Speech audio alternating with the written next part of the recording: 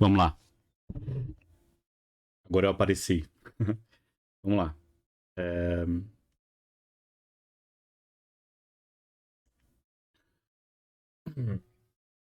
Vamos continuar com o que a gente vinha falando sobre dispneia na playlist de exame físico respiratório. E eu resolvi falar sobre um sintoma em vez de um sinal clínico, né? Porque um erro muito comum de quem está começando é confundir a dispneia com sinais de aumento do trabalho ventilatório. Que você pode encontrar em alguns pacientes que estão realmente dispneicos. Mas é comum que vocês acabem confundindo o sinal de aumento do trabalho respiratório, aumento da frequência respiratória, aumento da amplitude respiratória com uma sensação subjetiva de desconforto respiratório. A gente já comentou isso na aula passada com a definição clínica de dispneia. E agora a gente vai falar sobre os aspectos fisiopatológicos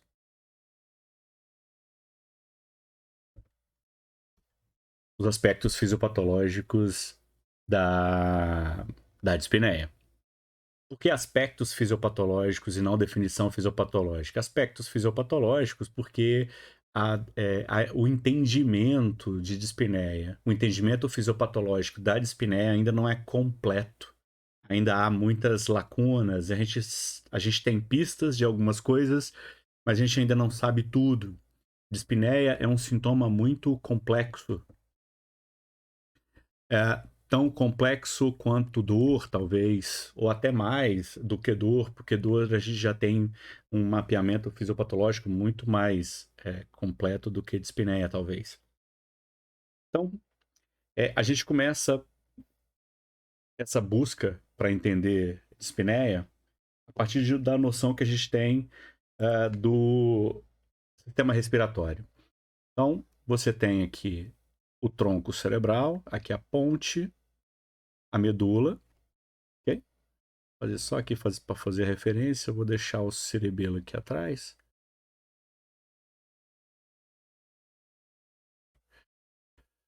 Deixar o cerebelo aqui atrás, você tem uma ideia melhor do que você está falando, do que a gente está falando. Então, na ponte e na medula, eu tenho o centro respiratório. Eu coloquei 4 áreas aqui, porque essas 2 áreas é o grupo pontino respiratório. Essa região a gente chama de área pneumotáxica.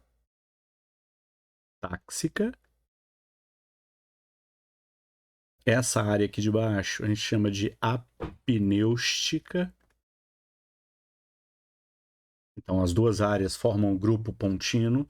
Essas 2 áreas da medula são as áreas motoras eferentes. Então, eu tenho aqui o grupo dorsal, que vai fazer referência no diafragma, e eu tenho o grupo ventral, que vai fazer aferência no grupo muscular do tórax, musculatura intercostal. Ok? Então, esse centro respiratório, essas 4 áreas, elas são integradas e elas então recebem uma série de informações da periferia, informações diversas da periferia, a gente chama de aferência. Né? Então, aferência é tudo que chega no sistema nervoso central, toda informação que chega no sistema nervoso central, a gente chama de aferência.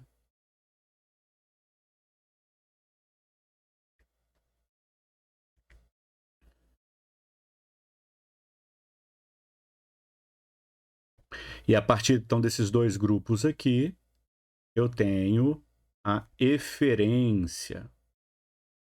A eferência do centro respiratório é a resposta motora no centro respiratório. Então, a eferência do centro respiratório é o controle da musculatura que comanda a respiração. Então, é a partir dessa eferência motora que eu aumento ou diminuo a amplitude, ou aumento ou diminuo a frequência respiratória. Então, bom, a eferência, ela depende da interpretação do centro respiratório e das informações que recebe via aferência. E aí essa aferência vem de diversas fontes, A gente tem uma aferência cortical. Nossa, esse cérebro ficou horrível. Eu tenho uma aferência, então, cortical. Vamos botar um cérebrozinho assim. Aí, que bonitinho. Essa aferência cortical é o que dá o controle voluntário na eferência motora. Eu tenho a aferência de quimiorreceptores.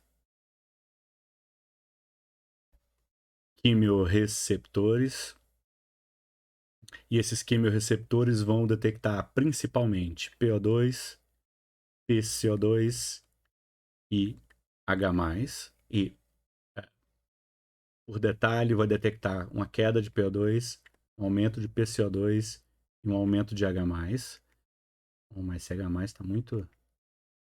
Um aumento de H+. Então, esses quimiorreceptores aqui detectam essas alterações gasosas e ácido-básicas e também vão dar informação do centro respiratório para controlar a eferência. Por quê? Porque a principal função respiratória é garantir a homeostase de gases e garantir a homeostase ácido-básica também. E eu tenho aferência de mecanorreceptores.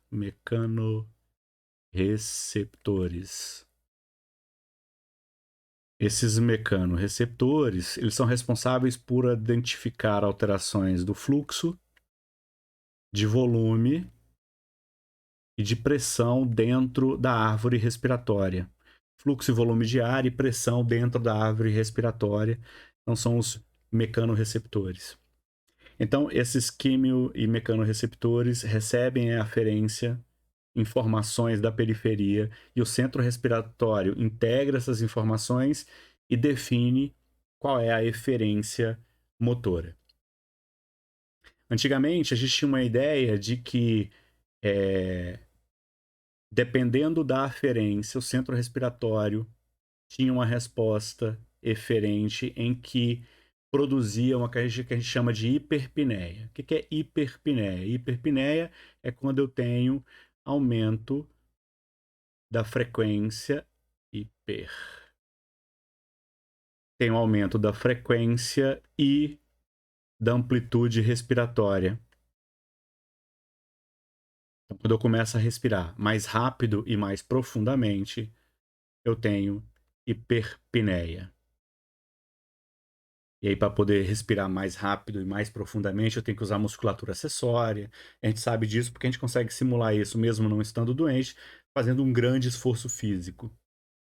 E a gente faz hiperpneia e, segundo se acreditava antigamente, a percepção sensorial do córtex sensorial da hiperpneia é interpretado como dispneia.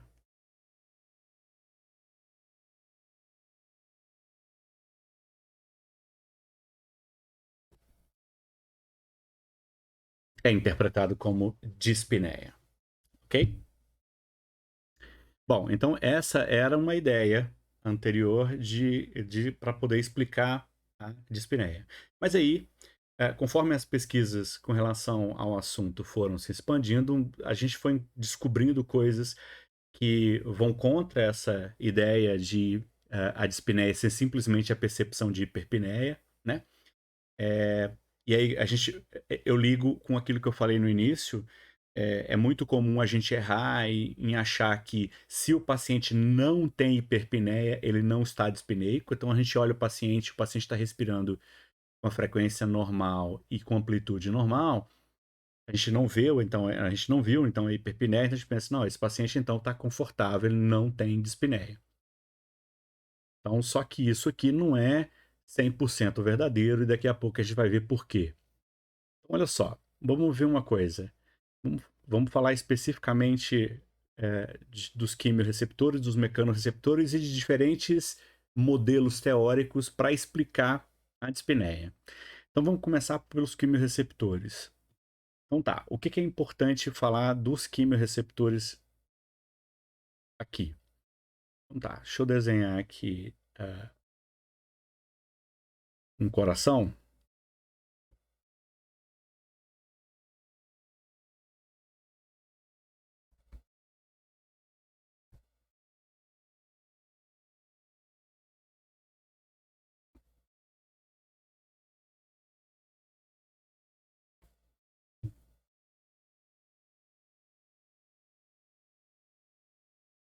Então isso aqui é um coração. E aí no coração, aqui, esse aqui é a artéria pulmonar, né? E aqui tá a aorta, tá? Aqui é a aorta. Então aqui na aorta eu tenho nessa crosta aórtica, aqui no arco aórtico, e aqui na carótida de um lado e de outro, o bulbo carotídeo. Então aqui eu tenho o bulbo carotídeo e aqui no arco aórtico eu tenho a presença, essa manchinha preta que eu coloquei aqui, eu tenho a presença então de quimiorreceptores. A gente chama esses quimiorreceptores de quimiorreceptores periféricos.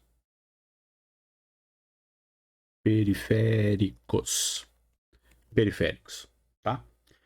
No bulbo carotídeo e no arco aórtico. Os receptores periféricos de bulbo carotídeo, desculpa, os receptores periféricos, tanto no bulbo carotídeo quanto no arco aórtico, eles vão detectar então uma queda no PO2, um aumento no PCO2 e um aumento no H+. Então, eles vão estar sensíveis a uma hipoxemia, a uma hipercapnia e à acidose. Okay? Beleza. E eu tenho também quimiorreceptores na medula. Então, vou desenhar uma medula aqui.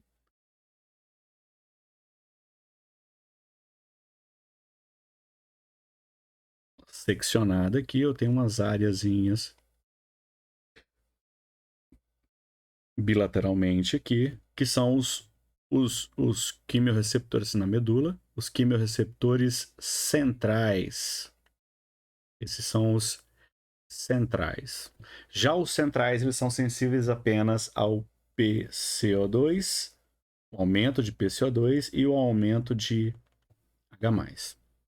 Tá? Então, esses quimiorreceptores, eles são sensíveis a isso que a gente já tinha comentado aqui inicialmente. Beleza. Aí tem alguns detalhes que são interessantes a gente notar e que são importantes a gente saber.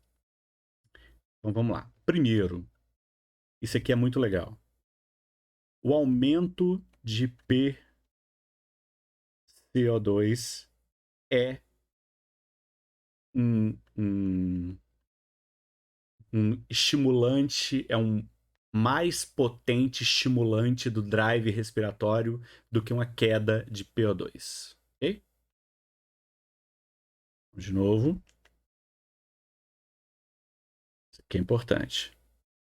A hipercapnia aguda é um estimulante muito mais poderoso do drive respiratório do que a hipóxia aguda. Okay? A hipercapnia aguda é muito mais potente, estimula muito mais fortemente o drive respiratório do que a hipóxia. A gente vai falar um pouquinho mais em detalhes daqui a pouquinho. Beleza. Com relação ao PCO2, desculpa, a hipercapnia, tem uma coisa curiosa então. Quando a gente faz hipercapnia aguda, que é o aumento de PCO2, se eu induzir isso em qualquer pessoa, ela vai fazer hiperpneia e vai ficar dispneica. Ela vai aumentar a frequência e amplitude respiratória e o paciente vai ficar dispineico, vai ficar desconfortável. Aí, existe uma situação clínica em que a produção de hiperpneia acaba não ficando possível. Então, vamos imaginar o seguinte. Imagina que esse paciente aqui, triste aqui, ele fez uma lesão aqui em C1 e C2, raque medular, lesão TRM, né? Um trauma raque medular e lesionou C1 a C2.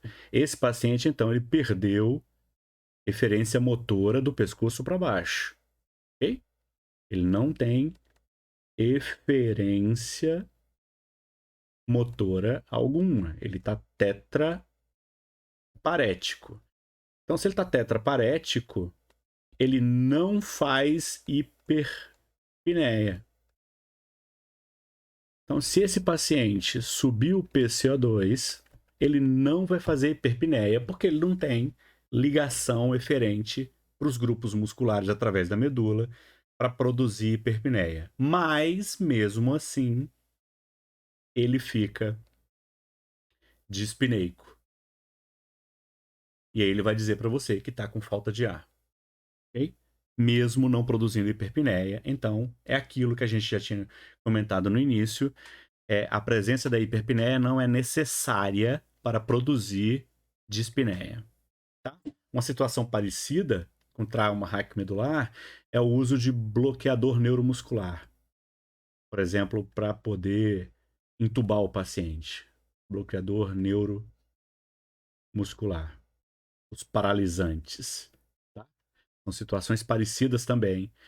E aí o paciente fica sem eferência motora pelos bloqueadores neuromusculares, são incapazes de produzir hiperpneia e mesmo assim eles ficam dispneicos.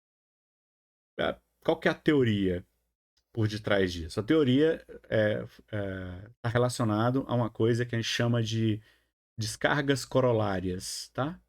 Descargas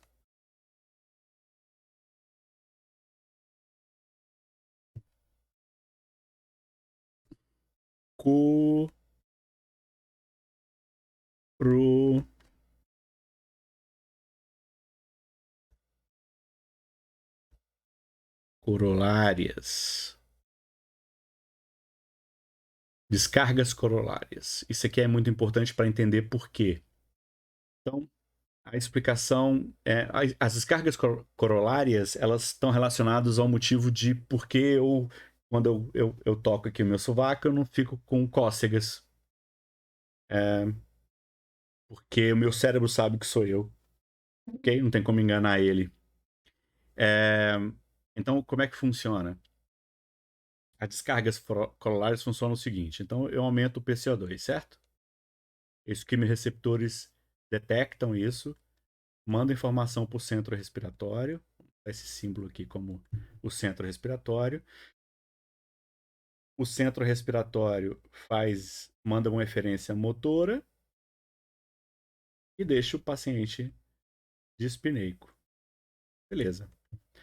As descargas corolárias fazem com que cópias dessa informação que foi para o centro respiratório vão também para o córtex sensorial. Então, vai para o córtex, elas se tornam conscientes. Então, cópias dessa informação do PCO2 alto vai direto, sem passar pelo centro respiratório, necessariamente, vai direto para o córtex. E aí essa percepção produz dispneia. Então, essa é a explicação, né? Que por que que apesar do paciente não ter referência motora, ele recebe informações no córtex sensorial diretamente, produzindo então dispneia. Interessante, né? Com relação ao PO2, aí algumas coisas são interessantes, né? Então tá. Então aqui a gente falou do PCO2. Ok? Vamos falar aqui do PO2. Ok. Tentar ver se acha um espaço aqui.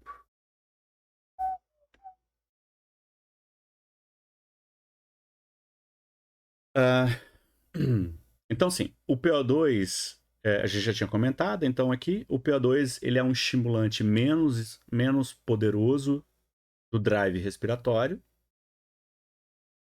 do que o PCO2, mas ele também é estimulante, tá? Não é que ele não seja. Então a gente sabe disso porque a gente pode experimentar isso. Se a gente vai para áreas de montanha, áreas de altitude muito altas, né? Altas altitudes, a gente sabe que a tensão de O2 é baixo, tem menos oxigênio no ar. Então, o mesmo esforço que eu faço aqui em locais de alta altitude, eu vou ter mais dispneia.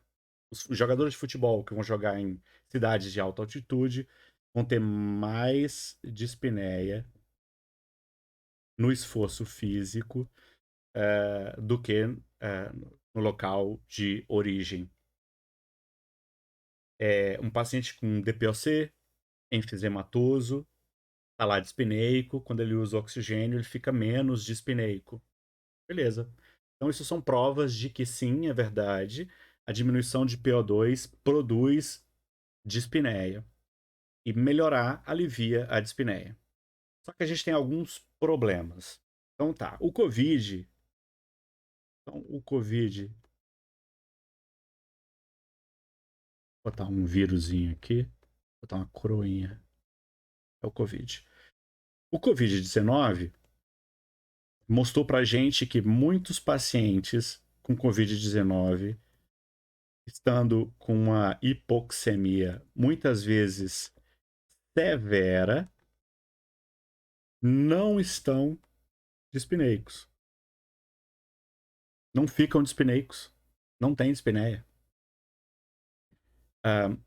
E por isso que houve uma crítica inicial daquilo de procurar quando estiver ruim, né? Quando o paciente está com falta de ar, a hipoxemia dele está muito prolongada já há muito tempo. Então, muitos pacientes, principalmente os previamente saudáveis, principalmente os que já tinham um coração e um pulmão saudável, eles fazem hipoxemia de 80%, 79% sem desconforto respiratório algum. Okay? Isso é comum em COVID-19. E uma outra situação também é que a gente, em alguns casos, eu tenho pacientes hipoxêmicos que recebem suplementação de O2, okay? E continuam dispneicos.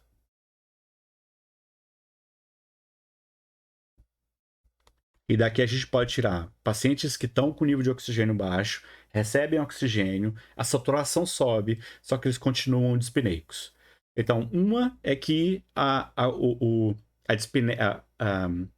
contribuição da queda de PO2 na dispneia não é tão grande quanto parece e que também há múltiplos fatores envolvidos, muitas vezes, na geração da dispneia, além de um PO2 baixo, ok?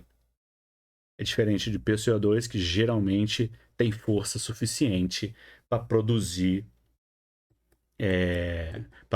dispneia. Bom, e aí a gente vai falar então dos mecanorreceptores. Essa página já foi? Deixa eu salvar aqui esta página e vou abrir uma outra página. Ok, então vamos lá. A gente tem então os mecano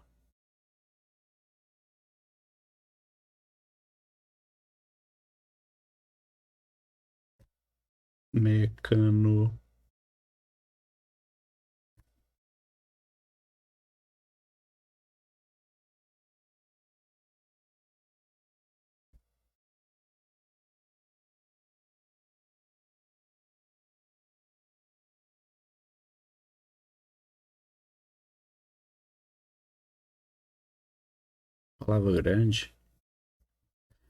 Então tá, a gente tem então os mecanorreceptores. Então os mecanorreceptores estão presentes em toda árvore respiratória.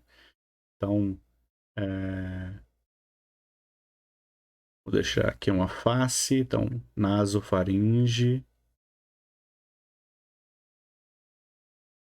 orofaringe, faringe, laringe, traqueia, bronquiofonte, pulmão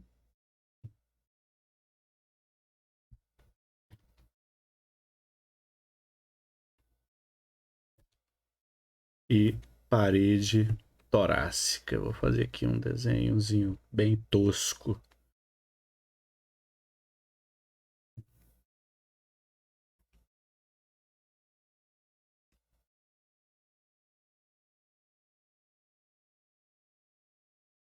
Costelas e musculatura intercostal aqui.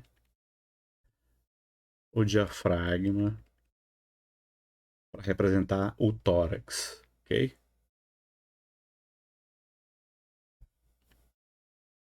Então tá. Então eu tenho o tórax, nos pulmões, vias aéreas inferiores e no parênquima pulmonar, tórax, e nas vias aéreas superiores. Então eu tenho mecanorreceptores nessas regiões todas. Esses mecanorreceptores eles são responsáveis por informações sobre fluxo, volume e pressão dentro da árvore respiratória toda, dentro de toda a via aérea. Então, muitas coisas interessantes sobre dispneia são importantes para a gente entender aqui. Nas vias aéreas superiores, então, por via do trigêmeo, principalmente, que é um nervo, um par craniano de sensibilidade da face, a gente tem uma aferência sensorial do ar chegando aos nossos pulmões. Uma experiência que é comum a todos e que pode explicar o que eu vou dizer para vocês agora é a experiência da gente sentir um desconforto respiratório quando a gente está com o nariz entupido, né? Então, quando a gente está lá com o nariz entupido porque está gripado,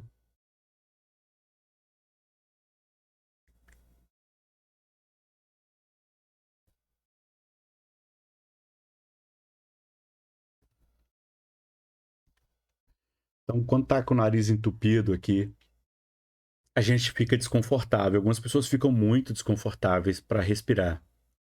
Então, quando a gente está com o nariz entupido, falta aferência sensorial de via aérea superior para o centro respiratório, e isso é suficiente para deixar a gente desconfortável para respirar.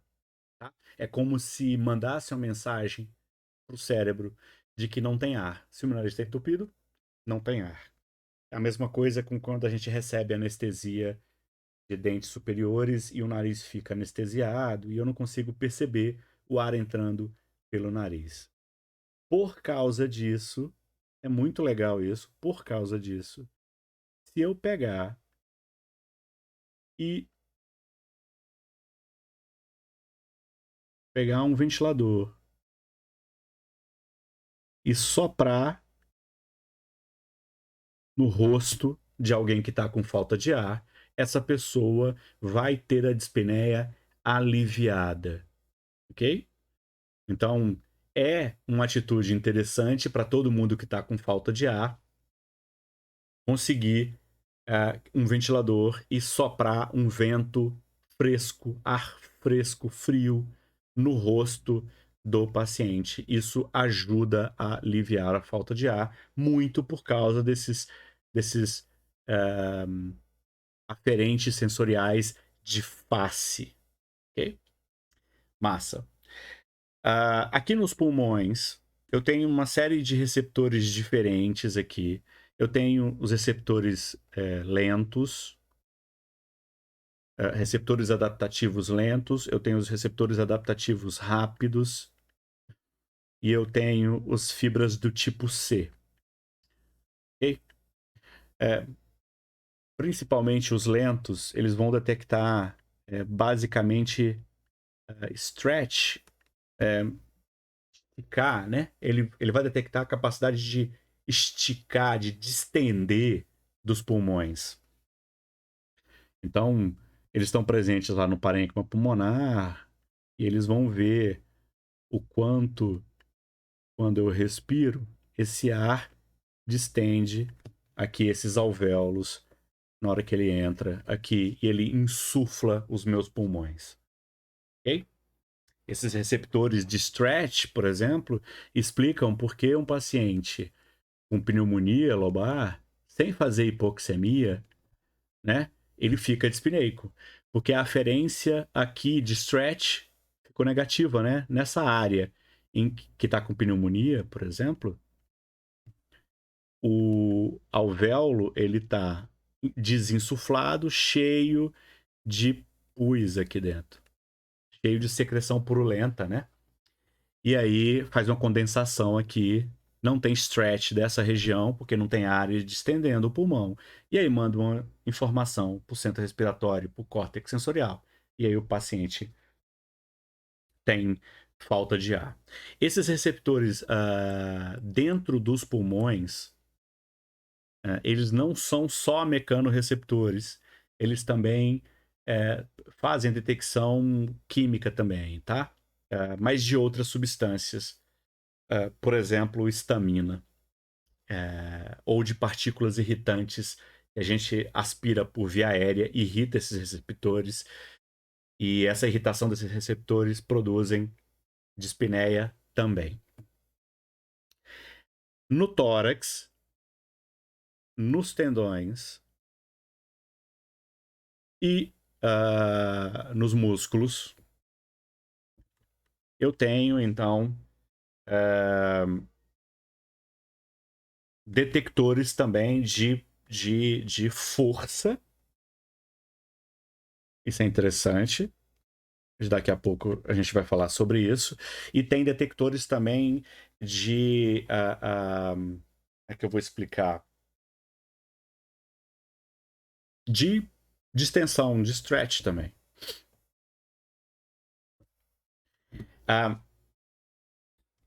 Esses.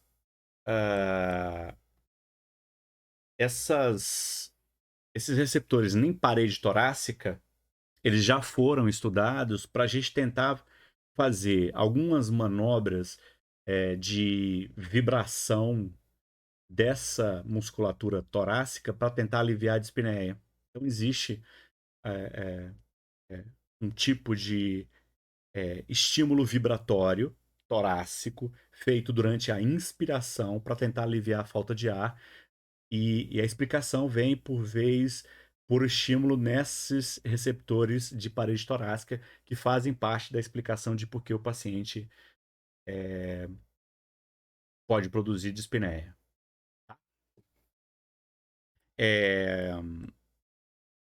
Então, eu tenho, então, né, revisando o que eu tinha falado, eu tenho mecanorreceptores e via aérea superior em pulmões e parênquima pulmonar e em tórax, que são responsáveis por detectar aferências que são importantes para o estímulo do drive respiratório e para a percepção da dispneia. Quando eu falei aqui de força no tórax, aqui tem uma coisa que é muito importante, esses detectores de força, tá? Nos tendões e nos músculos. Algumas doenças, então vamos lá. Quando eu tenho asma, eu tenho broncoconstricção. E a broncoconstricção produz aumento na resistência das vias aéreas. Aumento na resistência. Se eu tenho fibrose, a fibrose no parênquima pulmonar diminui a capacidade de, de, a capacidade elástica do pulmão, né? Diminui elasticidade, em inglês a gente chama de diminui o compliance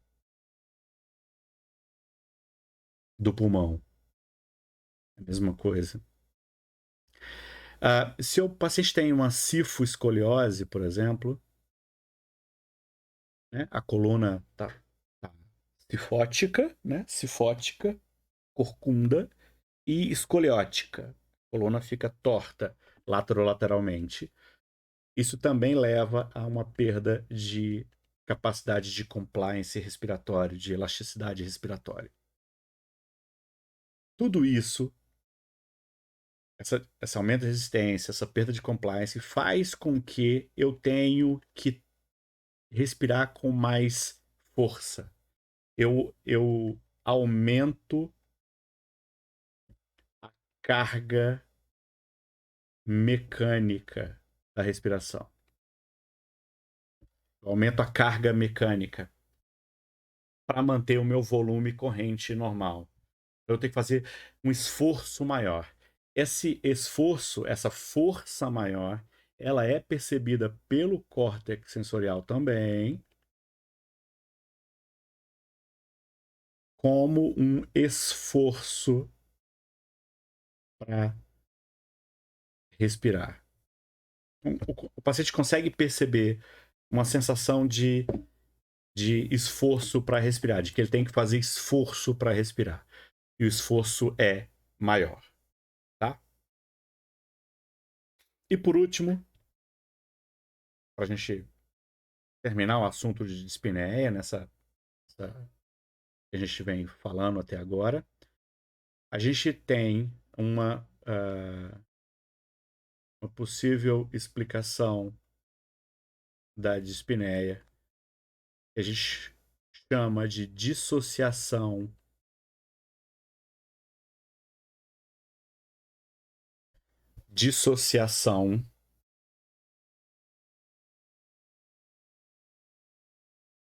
neuromotora.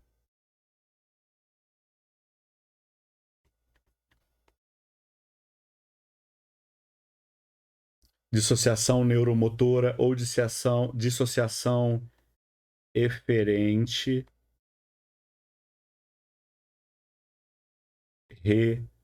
reaferente. Dissociação eferente e reaferente. Funciona mais ou menos assim. Eu tenho aqui o centro respiratório. Okay? Lá no... Lembra? Centro respiratório, lá na ponte, na medula. Então, ele recebe informações da periferia. Então, vamos imaginar que eu tenho um aumento de PCO2, uma hipercapnia aguda por aferência, chega até o centro respiratório. E essa aferência produz uma eferência motora, certo? Uma eferência motora produzindo uma hipercapnia e dispneia. Porque o meu córtex sensorial toma consciência e aí eu sinto essa dispneia, certo?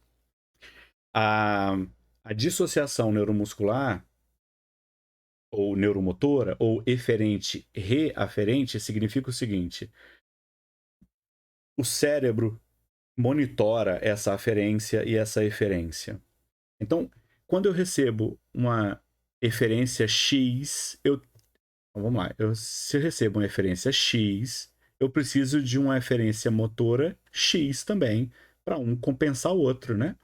Então, se eu aumento o PCO2 em X, eu preciso ter uma referência motora capaz de reduzir o PCO2 em X. Então, essa minha referência tem que ser capaz de fazer isso. Se por algum motivo eu não consigo ser capaz de produzir um X, eu consigo produzir apenas um x sobre 2, essa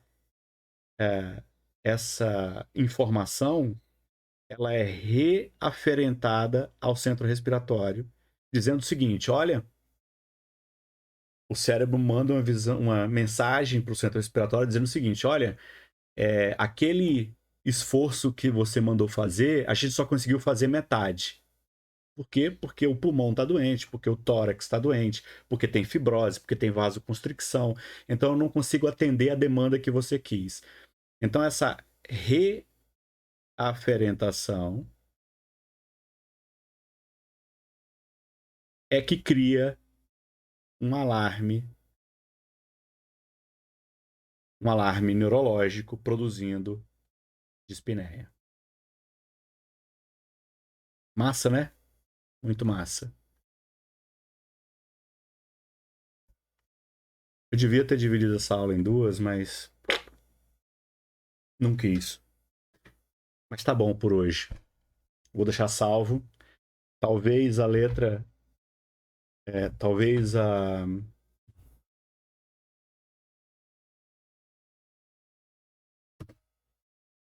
Talvez a letra tenha ficado pequeno se você estiver vendo no celular, mas eu vou ver se eu deixo os rabiscos que eu fiz aqui, se vocês conseguirem entender a minha letra, para talvez vocês imprimirem em casa e poder acompanhar o que a gente acabou de falar. Valeu? Até a próxima.